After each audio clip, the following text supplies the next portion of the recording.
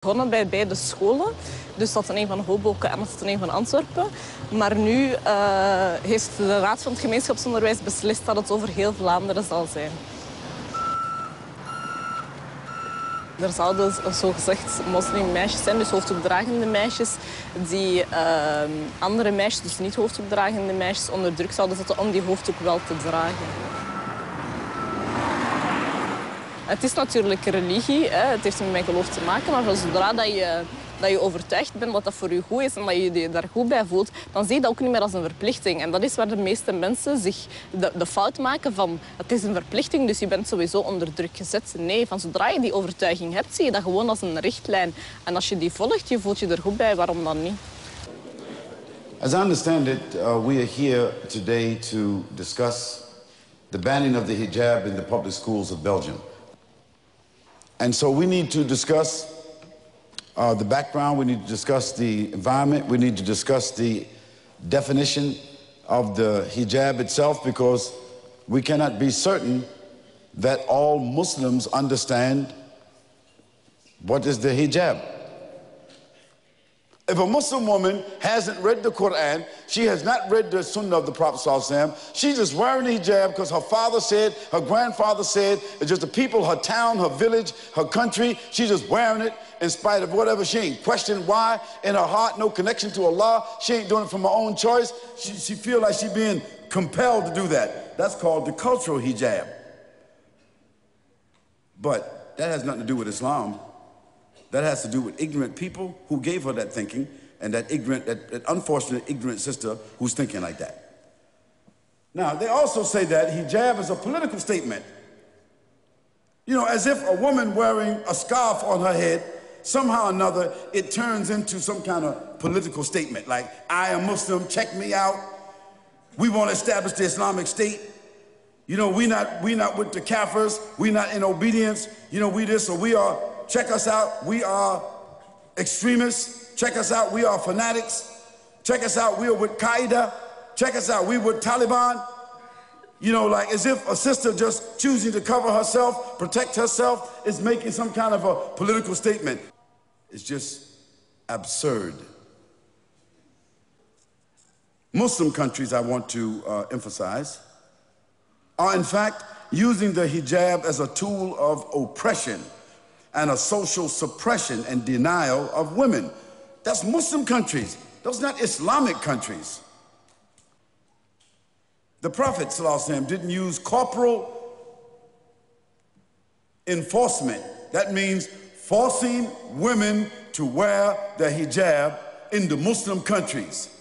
This wasn't in the time of the Prophet ﷺ. It wasn't in the time of the Khulafa al-Rashidin. Therefore, we can say that Muslims around the world who are forcing their daughters or their mothers or their wives to wear the hijab either to school or anywhere else, they are violating the principle of Islam.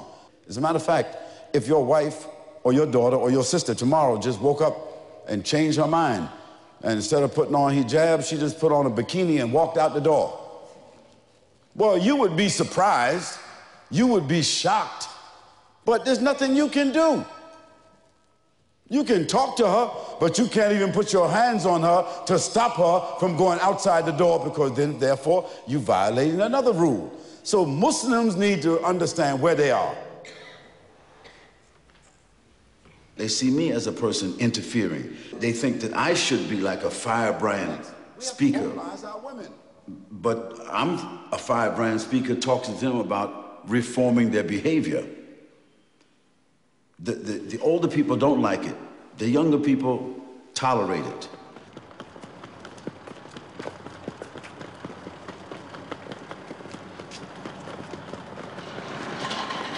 You guys have been working here since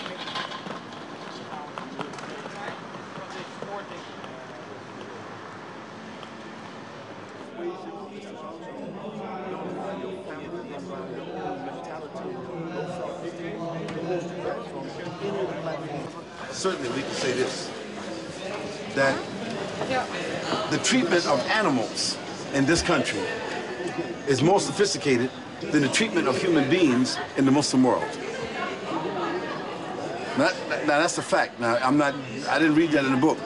You know, I've been all over the Muslim world, and I can say that the animal rights in this country is more guaranteed and more sophisticated than the human rights in the Muslim world. So do we have something to be grateful for? Of course we do. I think I got the best part of the pie. But then I got to give something back. I don't want to leave this world and leave my children, my grandchildren, thinking to themselves that we're not Americans. I mean, am I American? You know, sometimes I'm in a mosque and I ask the Muslims, are you guys Dutch? And people look around at each other and they're actually sitting trying to figure out whether they should say they're Dutch or not. So what kind of mentality is that? Muslims have to own up to what's called civic, social, citizenship responsibility. And that's not just taking. It's taking and giving. Maybe this is why people are afraid.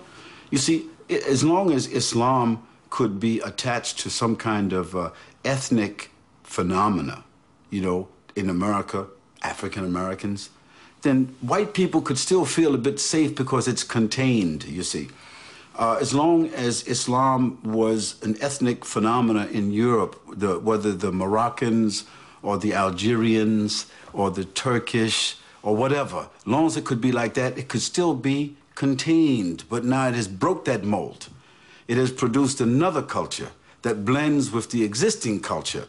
You see the European youth accepting Islam, and their expression of Islam will have some taints of the ethnic group, but they will develop their own identity after a certain amount of time.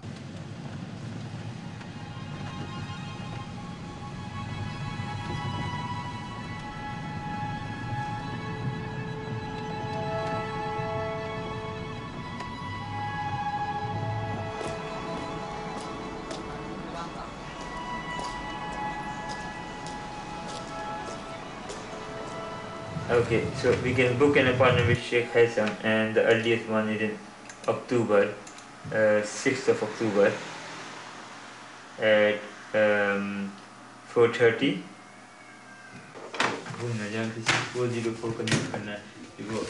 5 minutes booked. Okay. There are marriages which are not registered in this country. They are done in the mosque, for example, or in some houses. Because they are not registered in a civil registry, this is why the couple, if they want to divorce, they don't have access to the civil divorce at all. So for them, this is the only way. They come here, we have to listen to both parties, and this is what we do. And she wants to apply from Holland. She's in Holland. Okay, and does she knows for if the husband doesn't agree, she will have to come for the meeting. Sharia, as we see it, is a way towards conforming to what God has ordered. It will regulate, it will help to regulate the lives of Muslims in their private affairs, and that's the most that can be done from a Sharia point of view. You know, it's called family law, personal law. It's been applied in many Western countries before when it comes to Muslims. As a matter of fact, the Muslims are not the first ones to do that. The Jewish people have been doing that for the last 50 or 60 years. In America and in Europe, they have their own Talmud courts, okay, so that if there's divorces or there's issues or problems, it would be held within that Talmud type of setting. So there's nothing to fear. And there is portions of Sharia which is very much consistent with the moral fabric of the Western world. And so, for instance, what is Sharia going to do? Are we going to stone people? No. Are we going to whip people? No. Are we going to cut off hands? Of course not. In Islam, there is a balance which has been created in the matrimonial life. When a divorce happens, the custody of the children normally goes to the woman. So when a woman comes asking for divorce, suppose there are a child or two children in that marriage, she is not going to lose anything because she knows that the custody of the children is given to her. She is not going to lose anything. The man has lost his children. he got only an access to see them from time to time. So he has to suffer. So we can say that in Islam a balance has been created, that the right of divorce primarily is given to the man, because the man has to think twice before he divorces his wife, that if I divorce my wife, my children will go away from me and they would be taken by my wife. So he would be very reluctant to give divorce because he knows what he is going to suffer.